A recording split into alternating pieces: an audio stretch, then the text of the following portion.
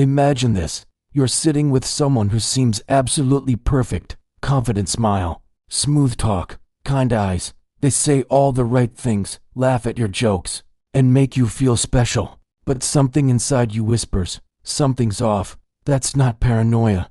That's your intuition. And Carl Jung, one of the greatest psychologists ever, believed this intuition is how our unconscious warns us about people whose darkness has taken control. He called that darkness the shadow, the two faces of every person according to Jung. Every human carries two sides, the persona, the mask we show to the world. It's polite, social, and acceptable. The shadow, the hidden side we don't want others to see. It holds anger, jealousy, lust for power, insecurity, everything unacceptable. Most people learn to keep their shadow under control. But in some, the shadow doesn't stay hidden. It takes over, turning charm into manipulation, confidence into control, and love into possession. That's when personality becomes dangerous. 1. The mask of charm. Jung warned that the most dangerous people are not obviously evil. They're often too good to be true. They mirror you perfectly. Same interests, same values, same emotions. They make you feel understood like no one ever did. But that's not empathy. It's calculated mimicry. Example: a new friend constantly praises you, agrees with every opinion, and shares deep personal stories within days. Soon, you find yourself trusting them too fast, giving them emotional or personal power. Then, the testing begins, a subtle insult, a guilt trip, or a joke that doesn't feel like one. Jung called this moment the mask slipping. The persona fades, and the shadow starts speaking. 2. Manipulation disguised as emotion. Jung believed that people who can't face their own darkness project it onto others. In simple terms, they accuse others of the very things they secretly do. If they lie, they'll call you dishonest. If they're selfish, they'll call you ungrateful. If they feel guilty, they'll make you apologize. This is the psychological game called projection, and it's the favorite tool of a dangerous mind. Example: a partner who constantly flirts but blames you for being jealous. They ray not just gaslighting you, they ray transferring their own shadow onto you so they don't have to face it. 3. Hunger for power and control. Every shadow-driven person needs control. Sometimes it's physical, sometimes emotional, but always power-based. They don't just want love, they want ownership. They don't want friends, they want followers. And control doesn't always come through aggression. Sometimes it's kindness with strings attached. Example: a coworker helps you constantly, but every favor becomes a debt. A friend supports you, but subtly makes you dependent on them. A lover cares so much that they decide who you talk to, or what you wear. This isn't care, it's quiet domination. 4. Words versus energy. Jung taught that the unconscious can sense lies long before the conscious mind can. A dangerous person often says all the right words, but their energy feels off. Their smile is practiced, their tone flat, their eyes too steady. It's the same look you'd see in someone playing a role, not living a truth. Your gut knows. That uneasy feeling, Jung said, it's the voice of the unconscious alerting you to danger. So, if words say I love you but your body feels tension, trust your body, it's rarely wrong. 5. The victim persona. Here's the biggest red flag Jung identified. Dangerous personalities often hide behind victimhood. They twist every story so they ray the ones being wronged, even when they ray the ones causing harm. Example: they hurt you, then say, "You made me do it," or "You know I have trauma. Why would you trigger me?" This creates a trap of guilt and empathy, and before you know it, you're apologizing for their behavior. Jung said such people weaponize weakness. They use pity to disarm logic. The birth of the dangerous personality. So how does a person become like this? Jung's answer: repression. When we're told to never be angry or always be nice, we start burying parts of ourselves. But buried emotions don't disappear, they ferment. A boy taught men don't cry grows into a man unable to process sadness, so it turns into rage. A girl taught good women stay quiet grows into an adult who can say no, until one day, she explodes. These repressed emotions form the shadow, and when the person refuses to face it, it eventually possesses them. The mirror effect. Now here's Jung's genius insight. We can't see other people's shadows clearly until we've faced our own. Everything that irritates us about others, Jung said, can lead us to an understanding of ourselves. That means, if someone triggers you strongly, it's not always because they're bad. Sometimes, they reflect your hidden side. Example, you might hate liars, but sometimes lie to keep peace. You might despise arrogance, but secretly crave attention. When you deny your own shadow, you become blind to others, and that's what makes you easy prey for manipulative people. So, the first step to spotting danger is self-awareness. 7. Awareness without judgment. Jung said the goal isn't to call people monsters. It's to observe without emotion. You don't need to confront everyone. Just notice patterns of manipulation, subtle contradictions, energy that feels wrong. It's like shifting from being in the story to watching the story. When you stop reacting, you start seeing. Real life example. The charmer in the workplace. Let's bring it into reality. A new colleague joins your team. They're incredibly nice, always complimenting your work. Within weeks, they know everyone's secrets. They start creating small conflicts, whispering things like, "I think your manager doesn't like you." At first, you think they're being supportive, but soon, people start turning against each other, and your helpful colleague becomes the one everyone trusts. Jung would say, you've met a shadow manipulator, someone whose unconscious desire for control is disguised as friendship. 8. Why awareness protects you. The moment you see someone's manipulation, it loses its power. That's Jung's beauty. He never said defeat the darkness. He said see it clearly, because once you see clearly, you stop reacting emotionally. And emotional detachment is your best defense. When you stay calm, they lose control. Conclusion of part 1. So, in summary, every person has a shadow, but dangerous people are ruled by it. They use charm, projection, and victimhood to control others.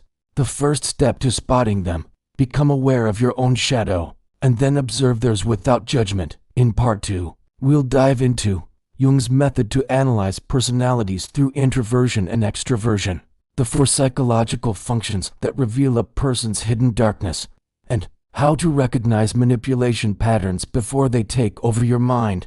So, now that you understand what a shadow-driven person looks like, the question becomes, why behave this way? Why do some people become emotionally dangerous, while others grow more self-aware? Carl Jung believed the answer lies in how a person's personality type interacts with their unconscious shadow. Let's unpack his method step by step.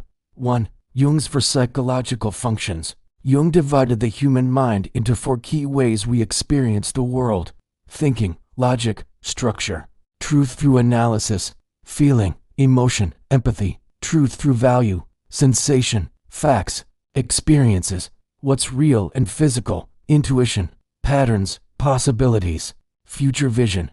Everyone uses all 4, but one or to dominate your personality. And here's the twist. The opposite function becomes your shadow. Example, if you're a thinking type, logical and rational, your shadow hides suppressed emotions. The feeling function. If you're a feeling type, empathetic, emotional, your shadow hides coldness and logic. The thinking function. When these opposites stay unbalanced, people become dangerous in subtle ways. They live from one side and deny the other, until the denied part takes over unconsciously. 2. How shadow imbalance creates dangerous behavior. Jung said the mind seeks balance. If someone lives only through their ego's favorite traits, for example, kindness, intelligence, or control, the shadow will show up to balance it through opposite traits: cruelty, stupidity, or chaos. Let's see how that plays out. The overly kind person suppresses anger and becomes fake kind until one day they explode or turn passive-aggressive. The perfectionist hides insecurity under control, but when things go wrong, the shadow bursts out as rage or blame.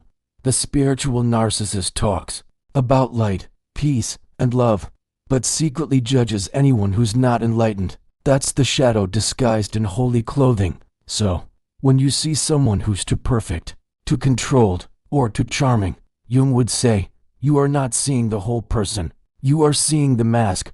The shadow is behind it. 3. The introvert and extrovert shadows. Jung also divided people into introverts focused inward and extroverts focused outward. But he warned, each type has its own kind of danger. Extroverted shadow extroverts seek validation from the outside world. Their danger lies in control, wanting to dominate others' opinions, emotions, or attention. They become charmers, manipulators, or social dominators. They feed on reaction, applause, fear, or admiration. Their biggest fear, losing relevance. Real-life example: an overly charismatic leader who starts to believe his own image. He stops listening, starts controlling, and slowly turns dangerous. Introverted shadow introverts, on the other hand, live too deeply in their inner world. When their shadow grows, they become emotionally detached, cold, calculating, and indifferent to others' pain. Their danger is isolation. When imagination replaces reality, they stop caring about others' emotions, believing they understand too much. Example: the quiet person who suddenly turns cruel or vengeful, because years of unspoken resentment finally erupt. For the birth of the shadow bond, Jung described a powerful phenomenon called the shadow bond. When two people's unconscious shadows connect, it's that strange feeling of instant chemistry, not because you're soulmates, but because your shadows recognize each other. Example: a rescuer meets a victim, and both feel magnetically connected. But soon, the rescuer becomes exhausted, and the victim becomes controlling.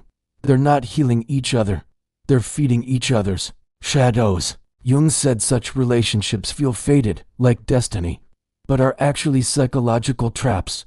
That's why dangerous personalities often seem irresistible. They pull you in by reflecting your own unconscious parts back at you. 5. Jung's red flag triad. Jung's method identifies 3 psychological red flags that reveal when someone's shadow is in control. A. The inversion of morality. They redefine what's right and wrong based on self-interest. If it benefits them, it's good. If not, it's unfair. They can justify cruelty with perfect logic. They'll say things like, "I only lied because I care. Everyone does it. I'm just honest about it." That's moral inversion. The shadow's first weapon: beat the emotional. Dead zone dangerous personalities lack genuine emotional resonance. They imitate feelings but don't truly feel them. You might notice they cry too easily, but it feels rehearsed. They apologize, but nothing changes. They act kind, but the kindness never warms you. Jung said, you can't fake soul energy. That deadness underneath is your warning. See the projection cycle. They constantly turn their inner conflicts outward. They'll fight toxic people, but never look within. They'll accuse others of lies while living in one. This projection keeps them trapped and drags others into. Example: a controlling boss who constantly says, "I hate drama," yet somehow, drama follows him everywhere. That's not coincidence. It's his shadow manifesting externally. Jung's exact method for spotting danger. Now here's where Jung gets practical. He developed a step-by-step awareness process, a kind of psychological radar. Let's break it down. Step 1. Observe energy, not words. Jung said people lie with language but not with energy. Ask yourself, do I feel calm or tense around this person? Do they drain me or empower me? Does my body trust them even when my mind does? Your body is the first alarm system of the unconscious. Step 2. Identify the pattern. Dangerous personalities always repeat cycles. Idealization. They make you feel special. Devaluation. They subtly criticize or control you. Withdrawal. They punish you with silence or distance. Return. They love bomb again to reset control. Once you recognize this pattern, the spell breaks. You stop dancing to their rhythm. Step 3. Stay in observation mode. Jung called this the observer stance. Awareness without judgment. When you don't emotionally react, the manipulator loses control. They thrive on reaction, guilt, fear, or anger. If you stay neutral, their tactics fail. It's like watching a storm from inside a glass room. You see it, but it can't touch you. 7. Real-life case study. The nice guy mask. A perfect example of a shadow-driven personality is the nice guy. On the surface, he's kind, soft-spoken, respectful, but beneath, he hides bitterness, the shadow of unacknowledged anger and entitlement. When he doesn't get appreciation, his mask cracks. He becomes sarcastic, guilt-tripping, or emotionally cold, Jung said. The most dangerous shadow is the one that hides behind virtue, because it manipulates through morality, and people rarely see it coming. 8. How to stay safe without losing empathy. Jung never wanted people to become paranoid. He believed awareness should lead to understanding, not hatred. The key is discernment. You can be kind, but with boundaries, empathetic, but not naive, forgiving, but not blind. You don't have to expose every manipulator. You just have to see clearly and step back quietly. Sometimes protection is simply distance. 9. Real-world example. The mentor trap. Imagine a young artist meets a mentor who seems inspiring at first. He praises her work, introduces her to people, and becomes her guide. But soon, he starts controlling her creativity, saying things like, "You wouldn't be anywhere without me." He isolates her confidence until she doubts her own talent. That's not mentorship. That's psychological ownership. And the scariest part, he might truly believe he's helping. That's what happens when a shadow convinces the ego it's doing good. 10. Jung's key reminder. Until you make the unconscious conscious, it will direct your life and you will call it fate. This means, when you understand the psychology behind manipulation, you stop calling it bad luck. You see patterns early, set boundaries early, and protect your peace early. That's how Jung's method turns awareness into armor. Conclusion of Part 2. Let's recap Jung's key insights here. Each person has dominant traits, but the opposite traits become their shadow. When the shadow rules, people become emotionally dangerous. Watch for moral inversion, emotional emptiness, and projection cycles. Use Jung's 3-step awareness method: energy, pattern, and observation. 2. Detect danger early. Remember, true strength is calm awareness, not fear. In Part 3, we'll explore